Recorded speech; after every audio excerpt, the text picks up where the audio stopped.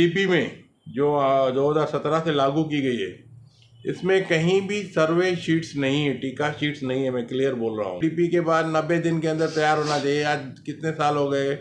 जो भी उल्लासनगर के अंदर आज भी जो नई इमारतें बन रही है वो अवैध तरीके से बन रही है। अगर कोई अधिकारी अगर एंटी करप्शन के द्वारा या तो क्या सेम पद पे जिसके कारण उसको सस्पेंड किया गया, क्या उसी पद पे उसको कार्यरत कर सकते हैं?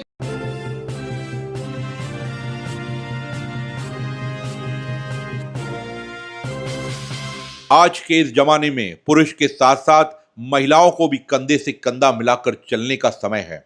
आज जिस परिवार में पुरुष व महिला दोनों मिलकर कार्य करते हैं, काम करते हैं, वो परिवार आगे अच्छी तरह से चलता है, उन्नति करता है, तरक्की करता है और अपने भविष्य को संवारता है। इसी बात को देखते हुए शहर की महिलाओं के लिए सावित्रीबाई फुले महिला प्रशिक्षण केंद्र, यह सावित्रीबाई महिला प्रशिक्षण केंद्र उल्लासनगर 3 के आनंद नगर फर्स्ट गेट पर परिसर में जो पुराना एमजीपी का प्लॉट है, पुराना एमजी का भूखंड है, वहां पर बनाया जाएगा। मेरे पूरे शहर की माताएं, बहनें, महिलाएं, बच्चियां यहां पर आके प्रशिक्षण सीख सकती है, यहां पे आके काम सीख सकती है, स्किल सीख सकती है, जैसे वो भविष्य में अपने परिवार का हाथ बढ़ा पाए और अपनी गृहस्थी को आगे बढ़ा पाए। तो उल्लासनगर 3 के first gate, Anand Nagar first gate के पास एमजीपी के ग्राउंड के ऊपर सावित्रीबाई फुले महिला प्रशिक्षण केंद्र है। महालक्ष्मी सेल्स, शिवाजी चौक, उल्लासनगर। उल्लासनगर में इलेक्ट्रॉनिक्स का वन स्टॉप स्टोर, जहां पर आपको मिलती हैं बेस्ट डील्स।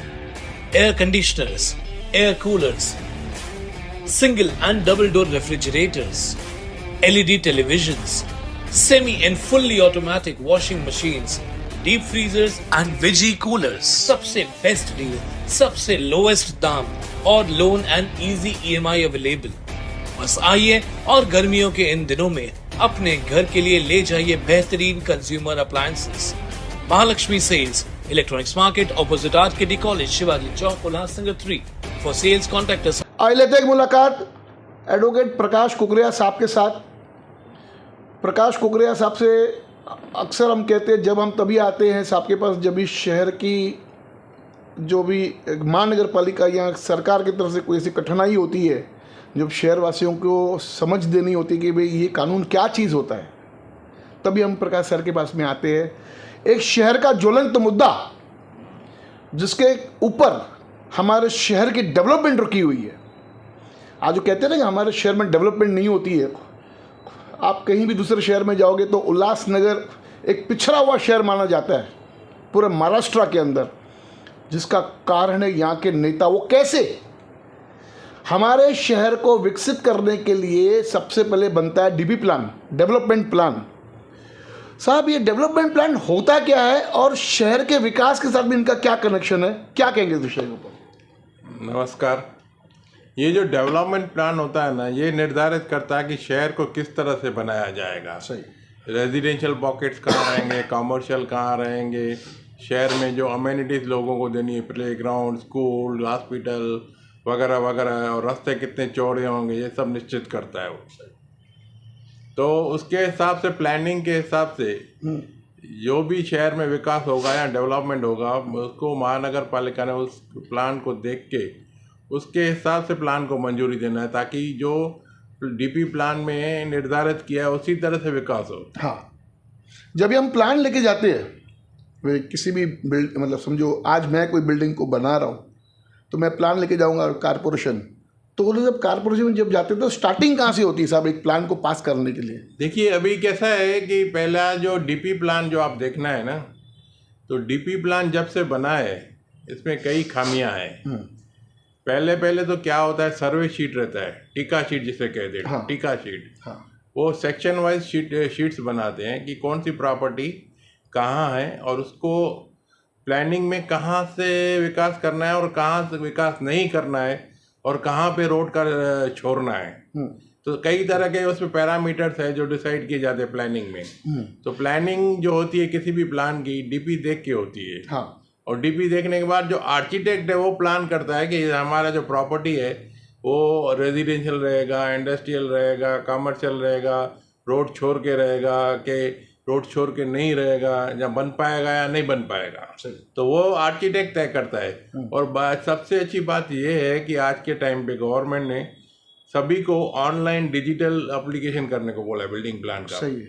लेकिन यहाँ पे क्या है, उल्लासनगर महानगर पालिका में अब तक जो डिजिटल सॉफ्टवेयर के हिसाब से प्लान वो ना एक्सेप्ट करते हैं ना मंजूर करते हैं। सब कमाई कहाँ से होगी फिर? तो वो तो निश्चित है कि भ्रष्टाचार व्यापक है।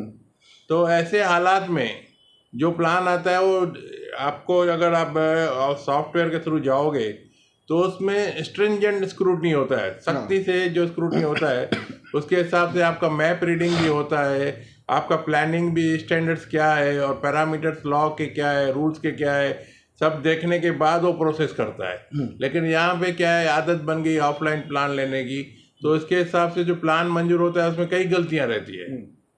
अभी देखिए साहब, अभी एक बिल्डर गया, अपना प्लान पुटअप किया, वहाँ पे उस प्लान के अंदर, उस प्लॉट के अंदर के साइड से बाबा आपका ये 120 का रोड जा रहा है जो डीपी प्लान के हिसाब से है, फिर भी वहाँ पे बिल्डिंग बनती है 100 फुट के ऊपर। तो ये कैसे महानगर पालिका ऑथराइज करती है जब वहाँ पर 120 फुट की कटिंग है, डीपी प्लान में दिख रहा है, लेकिन तो भी 100 फुट के ऊपर, 80 फुट के ऊपर ऐसे बिल्डिंग खड़ी हो जाती है? देखो, इसमें 4 बातें हैं। पहली बात तो जो आर्किटेक्ट प्लान डाल रहा है उसको जानकारी है कि मैं गलत प्लान डाल रहा हूँ। हाँ, रोड को ये ऑफेंड कर रहा है, उसके बाद भी वो प्लान डाल रहा है। दूसरी बात, जो ऑफलाइन प्लान एक्सेप्ट करना है वो दूसरी गलती है। तीसरी गलती जो है, महानगर पालिका को जो स्क्रूटनी करना है, जगह पे जाके साइट पे वेरिफिकेशन करना है कि ये प्लान रोड छोड़ के है, बाकी जो उसमें डीपी प्लान के तत्व है उसका अनुपालन करने के बाद बनाया गया है, ये देखना उनका काम है और उसके लिए वो स्क्रूटनी फी लेते हैं। सही है। और चौथी बात जो है कि इस डीपी में जो 2017 से लागू की गई है, इसमें कहीं भी सर्वे शीट्स नहीं है, टीका शीट्स नहीं है, मैं क्लियर बोल रहा हूँ। यानी कहीं ना कहीं एक किस्म से कह सकते हैं उसमें इसका कारण, उसकी वजह क्या है कि अगर सर्वे शीट्स नहीं है, टीका शीट्स नहीं है, तो आपकी प्रॉपर्टी डीपी प्लान में आपको दिखाएगी नहीं कि उसकी बाउंड्री लाइन कहाँ है। अच्छा, उसकी बाउंड्री लाइन अगर आप आइडेंटिफाई नहीं करोगे तो आप तय नहीं कर पाओगे कि इस प्लान को कैसा सेट किया जाए। अरे बाबा, तो ये तो धोखा है। तो टीका शीट जो है डीपी के बाद 90 दिन के अंदर तैयार होना चाहिए। आज कितने साल हो गए? 7 साल हो गए, अभी तक टीका शीट नहीं तैयार किया है। अभी इन्होंने कॉन्ट्रैक्ट दिया है टीका शीट बनाने का, तो 7 साल तक बगैर उसके टीका शीट के चल रहे हैं। दूसरी बात इसमें है कि ये लोग जो है प्रॉपर्टी कार्ड और जो TLR है उसके ऊपर डिपेंड करते हैं। हाँ। तो TLR जो कर रहे हैं आज के टाइम पे, मैं आपको बता दूं कि जो TLR है वो सिटी सर्वे ऑफिस बनाता है। उनके पास जो सर्वे शीट है 1974 की है, जो पहला प्लान था 1974 का। हाँ, वो टीका तो शीट उसके आधार पे वो लोग अभी सर्वे शीट बनाते हैं जहाँ आपका TLR बनाते हैं। हाँ। तो उसके आधार पे जो अभी 2017 में जो डीपी नया आया है, हाँ। उसमें जो चेंजेस आए उसमें वो रिफ्लेक्ट नहीं होते। अच्छा, तो कई बार ऐसा होता है कि आपके रिजर्व प्लॉट पे भी वो सर्वे करके देते हैं, तो उसमें आपको प्लान पास हो जाता है, पर यार पता ही नहीं चलता। पता ही नहीं चलता कि ये रोड है कि नहीं है, इसमें रिजर्वेशन है कि नहीं है। और इसके साथ जो अभी जो SDO ऑफिस CD दे रहा है ना, वो भी कई जगह पे रिजर्व प्लॉट पे प्राइवेट प्लॉट करके दे रहा है, जो रिजर्व प्लॉट पे नहीं देनी चाहिए CDO से। यहाँ रोड पे भी कभी कभी ऐसे दिए है CD। अच्छा, रोड के भी दे दिया? हाँ, क्योंकि उनके पास सिटी सर्वे के पास 1974 की सर्वे शीट्स है। हाँ, वो उसके आधार पे दे रहे हैं। 2017 की सर्वे शीट्स है ही नहीं। हाँ। तो मतलब ये पूरा जो है एक सिस्टम जो है मैथ्स में चला गया है। यानी कहीं अच्छा, मैंने इसको गवर्नमेंट को लिखा, गवर्नमेंट ने अथॉराइज चीफ सेटलमेंट कमीशन को ऑर्डर दिया कि आप ये बताओ कि 2017 का प्लान फॉलो कर रहे हो कि आप 1974 का। सही। अथॉराइज चीफ सेटलमेंट कमिश्नर ने SDO ऑफिस में लिखा है, उसे 1.25 साल हो गया है कि आप बताओ 2017 का फॉलो करेगा 2024 का। तो SDO ने अभी तक उसको जवाब नहीं दिया है, नहीं दिया है। तो SDO को भी मालूम नहीं कि जो CD पास कर रहा है वो रोड पे पास कर रहा है या रिजर्व प्लॉट पे पास कर रहा है, पता ही नहीं है। मतलब सर्वे शीट जो है 74 की रिलाई की जाती है, अगर 2017 में उसमें चेंजेस आ गए तो उसमें फर्क नहीं पड़ता उनको। अंधेर नगरी चौपट। तो मतलब आप DP फॉलो ही नहीं कर रहे हो आज के डेट में। हाँ, चाहे SDO हो या सिटी सर्वे हो या म्यूनसिपालिटी हो, तीनों DP फॉलो ही नहीं करते। यानी कहीं ना कहीं ऐसा कह सकते हैं क्या कि जो भी उल्लासनगर के अंदर आज भी जो नई इमारतें बन रही है वो अवैध तरीके से बन रही है? अगर इसे देखो, आगे चल के सर्वे शीट्स में अगर टीका शीट्स आया और उसमें उसका दिखाया गया कि रिजर्व प्लॉट में या रोड में है, तो फिर ये जो बिल्डिंग जो बनी है उसका प्लान कैंसिलेशन प्रोसेस में जाना पड़ेगा। और प्लान कैंसिलेशन प्रोसेस में जाने के लिए उनको पहला कॉम्पेंसेशन देना है, बाद में कैंसिल करना है प्लान।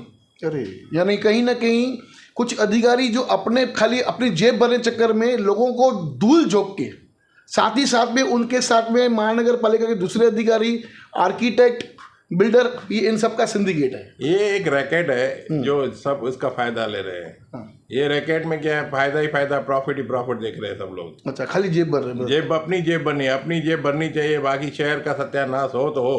तो साहब इसके अंदर नेताओं का कोई रोल नहीं है कि नेता लोग नहीं रोक पाते हैं? देखिए, नेता लोगों की आंखें नहीं खुलती कि हमारे शहर के साथ में गलत क्या हो रहा है। इस शहर के 3 आमदार है, शासन तक आवाज पहुंचाने तीनों आमदार का काम गए, सत्ता में भी है, और 3 आमदार जानते हैं कि जो इधर कुछ हो रहा है गलत हो रहा है, वो गलत हो रहा है। और उसमें आमदार भी कई बिल्डर है, तो उनको भी पता है कि इसमें क्या खामियां हैं, लेकिन वो चुप है क्योंकि उनका फायदा हो रहा है।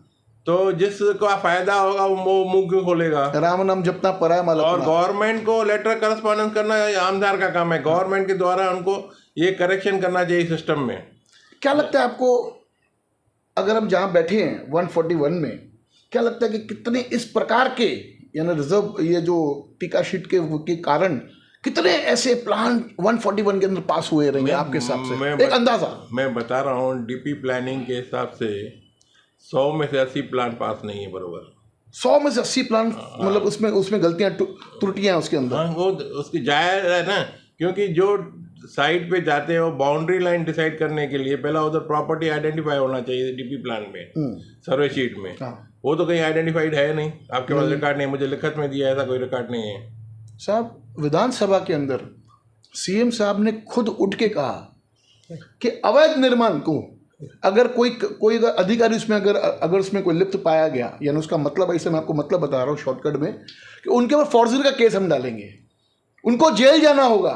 तो यानी महापालिकेत बेकायदा बांधकामांच्या तथाकथित भ्रष्टाचारावर आपण बोलला, त्याबद्दल मी धन्यवाद देखील देतो आणि आपल्याला सांगतो मी की कुठल्याही महापालिकेमध्ये अनधिकृत बांधकाम जे झालं, जुनी जी गेलं याला गंगेला मिळालं, पण यापुढे अनधिकृत बांधकाम कुणालाही करता येणार नाही, आणि कोणी केलं ते संबंधित जे जबाबदार अधिकारी असतील, कोणी असतील, तर ते बांधकामावर तर कारवाई होईलच, परंतु त्यांच्यावर पण फौजदारी कारवाई, गुन्हे दाखल करून त्यांना जेलमध्ये जावं लागेल।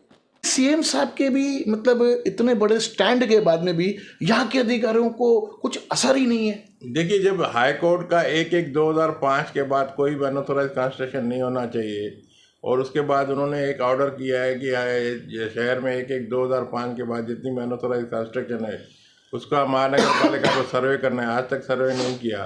और आप देखो, अनऑथोराइज जो बन रहा है ना, शहर का पूरा इंफ्रास्ट्रक्चर खा रहा है, और हमारा जो इंफ्रास्ट्रक्चर चला जाएगा ना, उसकी वजह अनऑथोराइज कंस्ट्रक्शन रहेगी। और ये अनऑथोराइज कंस्ट्रक्शन पे ना कमिश्नर कंट्रोल करता है, ना शासन करता है, न यहाँ के एमएलए उस पर सवाल उठाते हैं, न कोई नेता उठाता है, न नगर सेवक उठाता है, न सरकार बोल दिया मैंने वो भी यानी कहीं ना कहीं। प्रकाश जी, एक आपसे एक सवाल पूछना था। आप लॉ ऑफिसर रह चुके हैं, महानगर पालिका के कानून को बहुत अच्छी तरह और बारीकी से जानते हैं। मुझे इतना बताइए, अगर कोई अधिकारी अगर एंटी करप्शन के द्वारा या किसी कारण के द्वारा वो सस्पेंड होता है, उसके बाद एफआईआर होती है, उसको टेम्पररी सस्पेंड किया जाता है, क्या आपको लगता है कि फिर उसी व्यक्ति को जब उसको जब वापस रिपोस्टेड किया जाता है, तो क्या सेम पद पे जिसके कारण उसको सस्पेंड किया गया, क्या उसी पद पे उसको कार्यरत कर सकते हैं? क्या ये उल्लासनगर महानगर पालिका का कानून है? देखिए, गवर्नमेंट के जीआर है जिसमें लिखा है कि अगर कोई एंटी करप्शन में ट्रैप होता है तो जब वो काम पे फिर वापस आता है कुछ महीनों के बाद, साल के बाद, तो उसको पार्किंग लॉट में भेजना है, ना कि जाने की नॉन एग्जीक्यूटिव पोस्ट पे भेजना है। पार्किंग पर यहाँ पे देखा गया है कि जो इधर करप्शन में इन्वॉल्व है उनको ऊंचे ओहदे पे पहुंचा दिया है। यानी आओ फिर अपनी सीट संभालो और पैसे कमाओ। यानी कहीं ना कहीं अभी हमारे जो नए कमिश्नर साहब आए हैं, विकास सर, आप उनको क्या संदेश देना चाहोगे आप अपनी तरफ से? देखो, मैंने जितना सुना है कि जो श्री विकास ढकने जी हैं, उनका रिकॉर्ड पास्ट जो है बहुत अच्छा है, और जो लोग जाके मिल के आए हैं उनको, उनसे ये सिद्ध हो रहा है कि वो सूझबूझ वाले आदमी हैं। और वो कुछ चाहते हैं कि शहर का विकास हो, और वो अपने ढंग से, मेरे को लगता है, कानून कायदे के दायरे में रहकर काम करना चाहते हैं। अभी तो नए नए हैं, जब आगे देखेंगे तो उसका जो काम है, जो काम करने का तरीका है, वो शहर को बताएगा कि उनका तरीका क्या होगा विकास करने का। बहुत अच्छा लगा सर से, बहुत अच्छी जानकारी मिली। कहना चाहूँगा शहरवासियों को और ख़ास करके हमारे नए आयुक्त सर से, विकास सर से, कि सर हमारा शहर में काफ़ी अवैध निर्माण बढ़ चुके हैं। उसके अंदर कहीं ना कहीं सबसे आगे अगर नाम आता है तो माजी नगर सेवकों का आता है। एक जाते थे एक छोटा सवाल, काफ़ी दिनों से सवाल नहीं दिया, तो आज एक सवाल पूछना चाहूँगा शहरवासियों से। 22 फुट डीपी प्लान के अंदर 22 फुट की कटिंग, उसके बाद भी वो 22 फुट को अंदर करके एक 7 माले की बिल्डिंग खड़ी हो गई। कहीं ना कहीं उसके पीछे एक बड़े नेता का हाथ है। कौन है वो बिल्डिंग और कौन है वो नेता, कमेंट बॉक्स में जरूर लिख के भेजिएगा। धन्यवाद। देखते रहिए फिर से न्यूज़ चैनल।